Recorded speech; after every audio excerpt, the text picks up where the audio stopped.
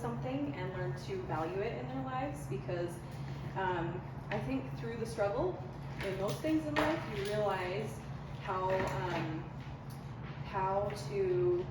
can make you stronger. And I feel like, as you all know, our Heavenly Father gives us challenges in our lives to overcome them and then gain further knowledge. And that absolutely happened for me.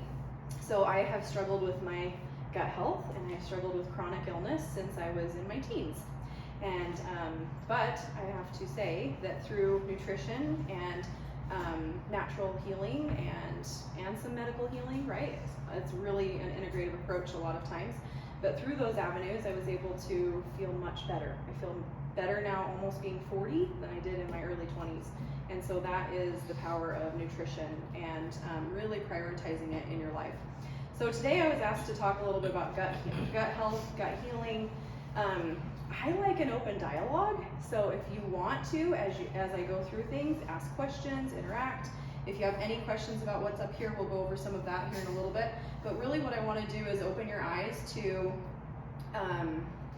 it doesn't have to be difficult to take good care of yourself. And that was really big for me, because sometimes you feel like you have to, bake all the time, all day long to make a healthy meal for your family. And it's just really not the case. You can make simple changes and be able to live a healthier life and be able to heal in ways that don't require a ton of time, especially if a lot of us are working and taking care of families and church callings and all of those things. We're busy people, right? So, okay, we're going to talk about inflammation and gut healing today. So that's where we're going. All diseases begin in the gut.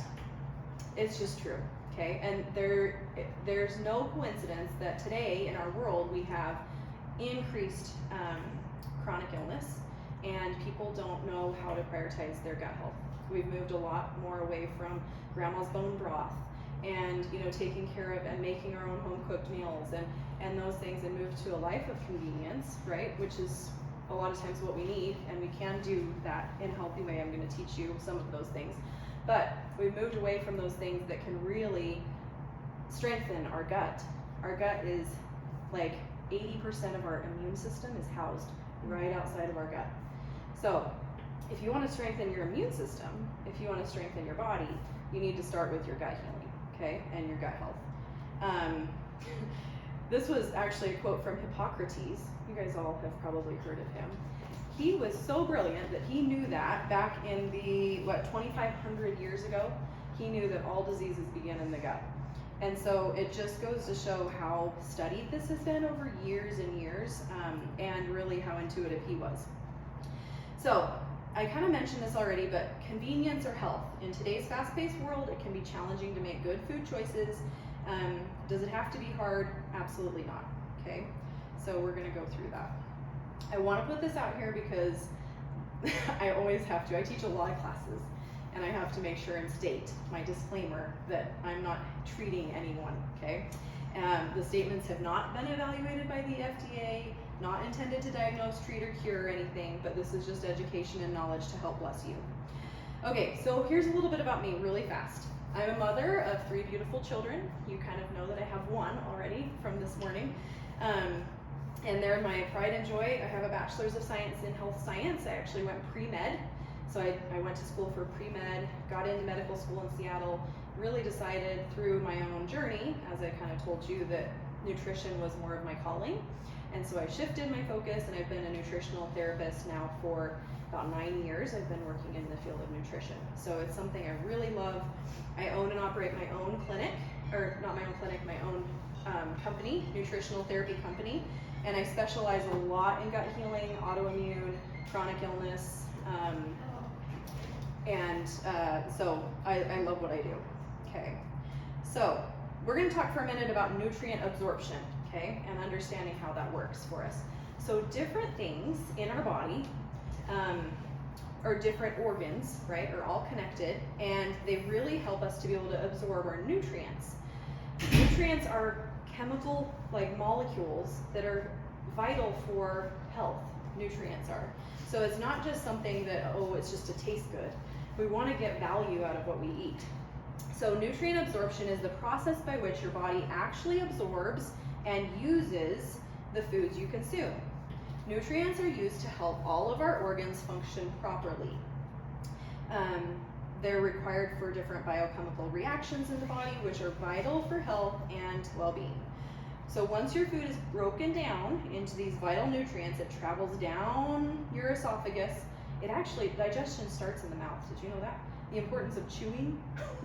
Like, it seems like such a silly thing, but sometimes when we're so busy, we just swallow our food, you know? It's really important, actually. It gets our digestive enzymes starting down here, because we have all of these enzymes that release in the mouth, in our saliva, that start the breakdown in our mouth, goes down our esophagus into our small intestines and our stomach, and each and every step is really needing to function properly for it to go well and be able to absorb the nutrients. So, and if any of you, I just want to put this out here, if you have anything that specifically maybe that you struggle with, like for instance, I know a lot of people right now get diagnosed with like acid reflux is a big one, or you know, those types of things. There's a lot more that goes into that, like actually understanding that a lot of times when you have acid coming up, it's actually sometimes because you don't have enough acid in your stomach. You have these valves at the top of your stomach and at the bottom of your stomach, and if you don't have enough acid built up, then they don't close properly, and the acid can come up your throat. And so there's a lot of people that are getting like, they go to their doctor, and doctors are just trying to help. So if you have symptoms, they're like, oh, you have acid reflux because you have it coming up. But it's really important to do a little test, and if you want more information on that later, I can kind of tell you how to gauge if that's the problem or not, because sometimes you just don't have enough acid. So I know that that's a big one in the stomach especially, that a lot of times people struggle with, that might not fully understand what might be going on in our stomachs, because it's not like we can really test. You know, I can't see what's in your stomach through your chest cavity, right? So, okay, let's see. If our digestion or gut health is not good, we may not be absorbing our nutrients well. Factors such as thoroughly chewing your food, good levels of hydrochloric acid, which we just mentioned, good gut bacteria, and good cell integrity of the gut, the cell wall, the wall of the digestive system, are very important for nutrient absorptions. So, some negative factors for nutrient absorption. So these are things that prevent maybe you from being able to absorb and assimilate your food properly. Let me guess. I'm sure you can guess some of them. You can see them up there, but they're all the things that we know not to do. So there's processed foods, right? Processed foods are a really big one in today's world. High sugar foods is another one. Sugar is very inflammatory causing, and so if you're having a problem with gut inflammation and you're eating a lot of sugar, then you're going to have more problems with that inflammation in your gut, and you're going to have more, you know, it'll go the wrong way than what you want it to do. Certain medications, so checking to make sure that some of your medications that you are taking don't have a negative effect, and if they do, sometimes there are alternate medications. You just need to have a conversation with your doctor, because there are a lot of medications sometimes that do the same things. So if you see that you start a medication and you have chronic, let's say diarrhea, right? That's a big one. If you have chronic diarrhea after starting something, just make sure and address that with your doctor, and they can a lot of times switch things up. Stress. Who's heard of stress? Right? So stress is like kind of one of those taboo words that we just like blame everything on, but it really is true, because when you're in this state of stress, your emotions, your energy, right, that you're living in really affects your cells of your body, and being able to actually have, well, you could say peace inside in your cells, it really is literally what it is, but when you're in this chaotic state, maybe like my morning was today, if I'm constantly always in this stressful state, then it's going to show up in my body. Alcohol consumption, of course, is not a good one. So if you experience changes in your stool, in your digestion, in your energy levels, your energy is very tied to digestion, so that's a good one to pay attention to. If you notice changes in your hair, your skin, your nails, All of those things are indicators of your nutrient absorption. So if you have super brittle nails, or if you have hair thinning, that can be tied to thyroid or other things as well, right? So there's a few different culprits with that one. But making sure that you address or get tested for different nutritional deficiencies if you have those things showing up. Okay, so we're going to talk about our microbiome for just a minute. Has anybody heard that word? Do you know what that is? Okay, so your microbiome is the millions of microbes and good bacteria. Our body is like its own world. It really is. It's its own environment, and it's meant to be that way. We're meant to have good bacteria in our bodies. We're meant to have bad bacteria in our bodies, actually, too. And it creates this really magical state of functioning for our body to be able to function properly. In fact, the human microbiome, it may surprise you that there is 10 times more bacterial cells than human cells in our body. Isn't that crazy? 10 times more bacteria live in us than actual cells of our body that we're comprised of. So most of your DNA is in your microbiome. Your microbiome is generally playing a beneficial role in our bodies and helps us to metabolize and make some very important vitamins for our body. These bacteria help us to break down our food and produce energy from our food. They help support your immune system, they produce anti-inflammatory compounds, and keep the gut wall and that healthy immune system for us. So it's very, very important.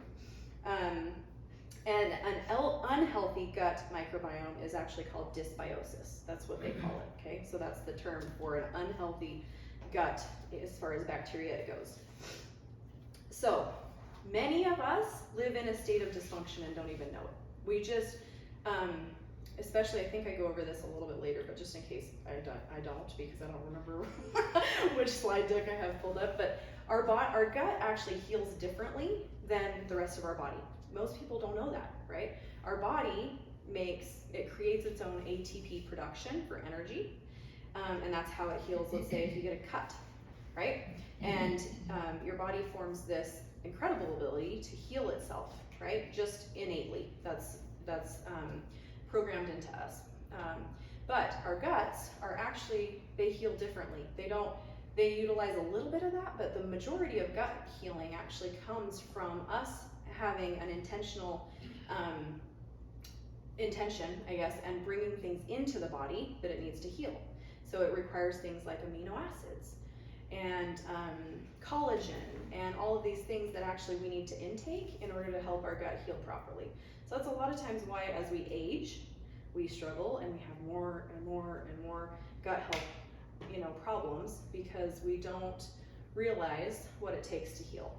And so we're going to talk a little bit about that. Right now I'm going to tell a little bit more about this dysbiosis. Has anybody heard of leaky gut? Okay, do you know what it is? Because everybody talks about it, but nobody really says what it is, right?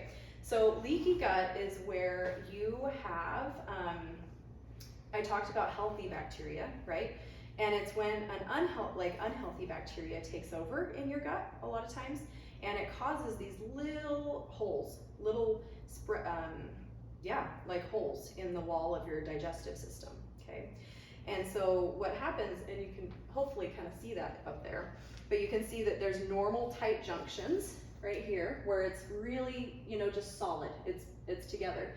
And you have your, remember I said your immune system is right outside of your digestive wall, a lot of it, right? It's all housed right outside of our digestive tract, which is actually really brilliant. It's brilliant of, our bodies to be made like this, because that's where all the stuff comes into our bodies. That's where we absorb our nutrients, right? So if we need something to be fought off, there's a parasite or a bad bacteria or something that comes into our bodies, then our immune system is right there and it's ready to attack, right?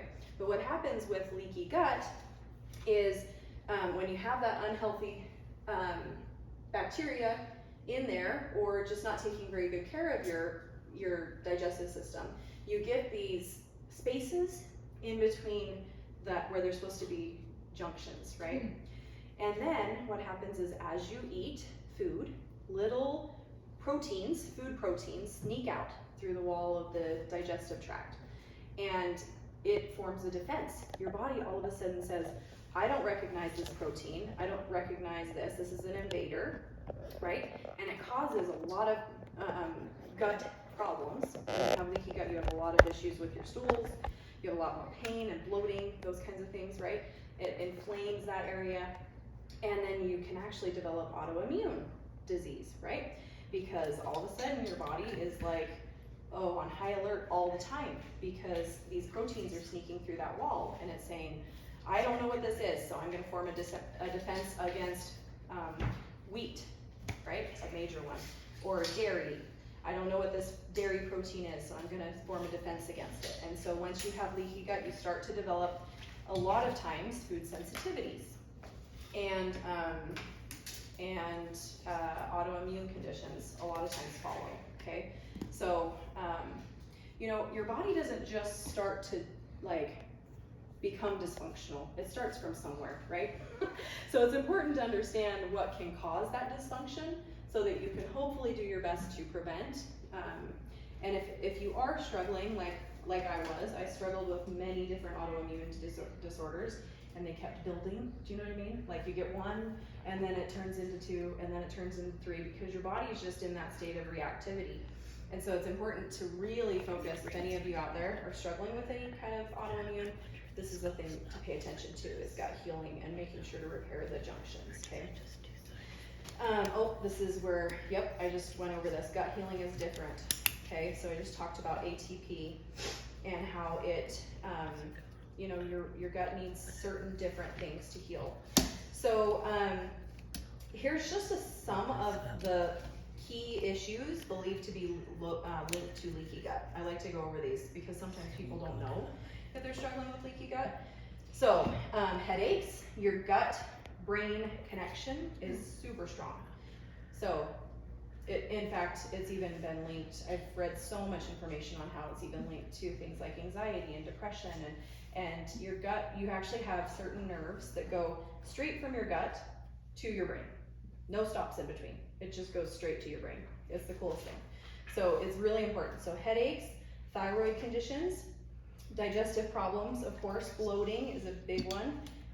Food sensitivities, if you've developed sensitivities, skin issues, joint pain, fatigue, and weight gain. Okay, so those are just some things to watch for. Okay, so what hurts your gut and what heals your gut? If we can just make it simple, right? And think about, okay, these are no-nos and these are yeses, right? So foods that most likely trigger our gut are going to be gluten. Okay, you probably have all heard that before because that's a big thing nowadays.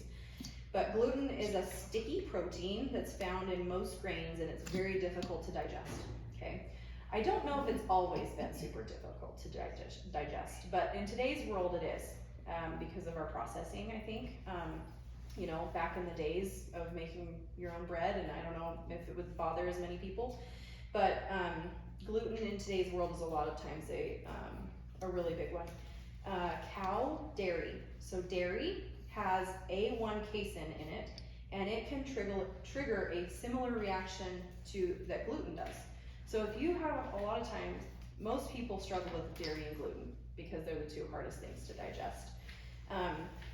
The dairy can be up to 26 times more inflammatory than gluten. Okay, so that is a big one, and that always gets a rise out of people when I say that, because that's the one thing people don't want to give up. Because dairy's in everything and it tastes so good, right? But there are different alternatives. I have one out here, it's rice milk, it's so good. Almond milk is really good, coconut milk is really good. So if you are someone who wants to take away and make changes with this, you know, there's like this is a brown rice noodle, and so you can cook with this. It's just like, it tastes just like a pasta, like a normal noodle, right? So and it's gluten free. I really like brown rice for most people because brown rice is higher on the actual protein content, and so it actually doesn't spike your blood sugar quite as much when you eat it. So it's really great for, it takes longer to digest into sugars in our bodies, so it's a lot less inflammatory, okay? So making simple changes in your, you know, pantry, cooking for your family brown rice noodles instead of, you know, regular you know, egg noodles or wheat noodles is a big one. Getting on a different type of milk is another good way. Okay, where do you get the brown noodles? Yeah. Where do you shop to get really, those? anywhere. They have them Okay. anywhere. They have them at Walmart. They have them at Fred Meyer. They have them at. I like to get mine at Winco because they're in bulk and they're a lot more affordable. Okay. So Winco in their bulk section has 3 different types of brown rice noodles and pasta. Okay. And you can get it there, and it's a lot cheaper than buying it. I've just never seen it, so but I guess I've never looked. Yeah. Okay. Yeah. Okay. Yeah. And then same thing with, you know, most of the different types of milk you can find. You know, it's just in there by their regular milk. Right. So sugar is a big culprit because it feeds yeast. Yeast is one that is a very opportunistic organism. You're normally meant to have yeast in your digestive system, okay? It's meant to be there, it's a good thing that it's there, but a lot of times with our diet that we eat nowadays, which is a lot of times processed food, high sugar, high dairy, all those things that we just talked about, it feeds the yeast and it can get out of control, okay? And so a lot of times that yeast, you can call it candida, I don't know if you've heard of that before, or a chronic fungal overgrowth in your body, you know, that's more common than people realize, and most times they don't know that that's the problem, you know, and so that's a good thing to check. So sugar feeds yeast and bad bacteria and contributes to inflammation. So just being careful with your sugar intake. I know it's really hard to avoid it completely, you know, but just to keep it in check. Grains and soy. So soy is a big one that a lot of times people don't really think about. Soy is very genetically modified in today's world, and so soy, like I was saying, maybe years and years ago, it's a good source of protein in a lot of ways, but it's been so modified that it doesn't even resemble what it was originally, and so it's really one of those that you want to try to stay away from. And then GMO foods, right? A lot of them contain herbicides, pesticides, and those things damage your gut lining, okay? So those are kind of the things that can hurt. Please don't feel overwhelmed at this point. There's a lot of things that we went over, but we're gonna go into some of the things to help, okay? And changes and shifts that we can make. So, healing foods to the gut. Bone broth, have you heard of bone broth? Mm-hmm. Bone broth is very good. It contains a lot of those amino acids. Remember how I was saying that your gut heals through amino acids? So bone broth contains high L-glutamine, which is an amino acid that helps to heal the gut. And then it also has a lot of minerals in it, which are really imperative. A lot of us are mineral deficient, and minerals are catalysts for any enzyme reaction to happen in your body. So doing bone broth, I would do it at night. If you get in a habit of just doing bone broth every night before bed, it's a really good practice, because then you're getting in fact, a lot of times with anything that helps heal the gut, I like to have people do it at night, because guess what? You're not eating for like 8 hours while you sleep. So it makes sense to get those good things in that help nourish and heal our digestive systems, and then we sleep on it. Rest is really imperative, and it helps us to actually, you know, make repairs. Our body repairs as we sleep. Kristene, do you make your own bone broth? I have, yep. Is there a good substitute if you don't always have Yes, time for that? yes, because that's what I have done in later years. So when I was really struggling with my health, I tried to make my own bone broth. It's actually really simple. It's not a hard thing. It just kind of takes time, and sometimes I'm not prepared enough to think through like, oh, I'm gonna need bone broth in a day, right? Because it takes about a day.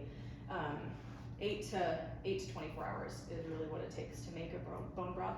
But literally, you throw it in a crock pot with some. So now, can you do it? Didn't you tell me you did it in the Instapot, Suzanne? Yes. Yeah. So it doesn't take quite as long. Yeah, if you do it in that way, then it's not quite as long. Sometimes I worry about that because it's such high temperatures that you might kill more of the bacteria. So I don't do it a lot in the Instapot, but you could, yes. So where do you get the bones? So, I mean, because yeah, I think that's a great question. Yeah. So most times, if you make some calls to local like butchers and stuff, actually, they love to give you the bones. And so, like, there's, let me look, I bet I can look them up.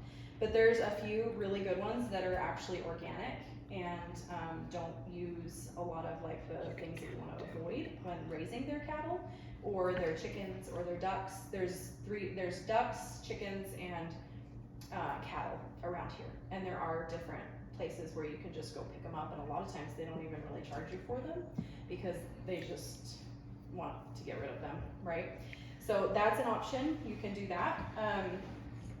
You can pick up like, I mean, even if you got like a Costco chicken, you know, those whole Costco chickens, and those are actually organic chickens, so you can do it with that, right? So you can just do it on your Costco run, and yeah. So what's the difference then between chicken broth and bone broth?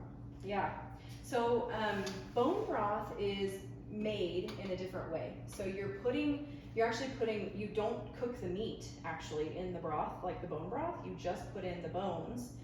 There's a lot of really rich minerals and nutrients in the bone marrow of bones.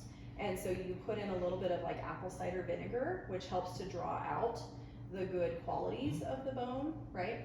And then you're actually just keeping what's good, you know, that really nutrient dense, you know, nutrients that come out of like the bone, and that's really healing. So yeah, great question. A lot of people ask that because they're like, well, why can't I just use chicken stock? So if you're not someone who wants to make your own, there are a couple of brands. I would not just go to like the canned food aisle and get bone broth because it's not really much different than chicken broth if you're wanting it therapeutically, right? So if you want to do some healing, then you want to make sure and get a good brand. The Kettle and Fire brand is pretty good, and that's actually at Fred Meyer. I really like, it's called Bonafide, and I went to Fred Meyer this morning to look for it because that's usually where I get it, but they were out. So I wish that they had that one. It's frozen, so it's actually in the frozen food section, and it's called Bonafide, and you can get turkey, chicken, beef, yeah, I think those three from them. So there's this brand as well. This is not a bad one, and this is in like a little packet. So you know, that's something if you're on the go or traveling, you could do it that way. My preference is always if it's in a liquid form though, because when you dehydrate things, then it's just a little less potent, you know. So any more questions about bone broth? Those were all really good questions. Yeah. Can you utilize that in rehydrating hydrated foods? Yeah, absolutely. In fact, if you got in the habit of like cooking this to make like a soup, like for instance last night, I made like a really yummy chicken, what's the right word? It was like a chicken bean, it like had beans and chicken in it, and it was like a soup. And so you can absolutely use it and make it like a base in your soup or just add it to your soup. The main thing with bone broth is you don't want to microwave it, okay? So because it kills, microwaving is really, it zaps a lot of our nutrients.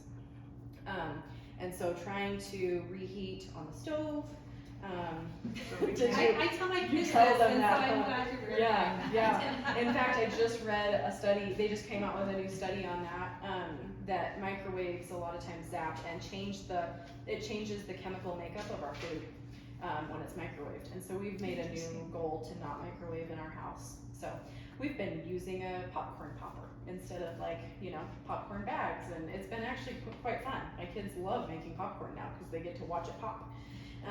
So yeah, just try not to microwave bone broth because it'll kill off all the good stuff in it. So, okay, anything else on, yeah? This sounds kind of gross, but we like to use our pork chop bones and steak bones, so make your family take their stuff and just cut it right off before they start eating. Yep. And then you save it. Absolutely. You could do it that way too. Yeah. Yep. So just cook something, leave the bones, and make it for tomorrow, you know? Keep it in the crock pot, put a little, I actually brought some good recipes for you guys. and you'll get this at the very end, but like simple guideline to help heal your gut. So just little ways, you know, things that you can add. It's like 6 pages, pretty simple. There's obviously a lot more information on it, but I wanted to give you something to get started with, okay? And a lot of that we will be going over, so it'll be a good reminder to take that home. Okay, so raw cultured dairy is really good. So when you culture dairy, it changes. It's cool, right? So we're not supposed to eat dairy, but raw cultured dairy actually, what's the right word? Like it it almost like changes it into something that is, it's fermented. So it creates really good healthy bacteria from it, but it actually it takes out all of the normal sugars of dairy, and it changes that casein and stuff. Okay. So is that like Greek yogurt? Yeah. Okay. Yeah. So like Okay. a Greek yogurt, but you do have to be careful if you're buying Greek yogurt at like just a grocery store, because a lot of them say Greek yogurt, and they're highly sugar. Like, I mean, look at the label, Okay. because a lot of times they are, yeah. So the Oikos is not a bad brand. So Oikos, I think is how you say it. Oikos, it's a high protein Greek yogurt. So that's a really pretty good one. Trying to think, or you know, anytime you go to like a health food store, a lot of them will be pretty good. You know, if you're getting it at a good source place, then you're gonna get a good one. Fermented veggies are very good for your gut. Okay, so things like sauerkraut. Talking to my dad on this one, he loves sauerkraut. Kimchi, very good. Sauerkraut, kimchi. Let's see, trying to think. One of the brands that is, I think, the best is Bubby's. So Bubby's sauerkraut it's at Fred Meyer's, and it's it's created to be fermented for therapeutic, you know, type things, and it tastes so good. Like, it's way better than I think. I've always thought sauerkraut was super gross because it was like stringy and mushy and just gross. I never liked it. But this kind is actually more crunchy, so it's like a crunchy sauerkraut, and it's really good. So if you want to do that, kvass is another one. Those things help balance your gut pH, and they contain probiotics. Yes. Oh. So on the sauerkraut, if you make your own, Yeah. and then you water bath it, Mhm. are you killing the probiotics? Yeah. So you're actually gonna flush those out if you water it, right? So To water bath it? yeah, to water bath it. So you want to keep it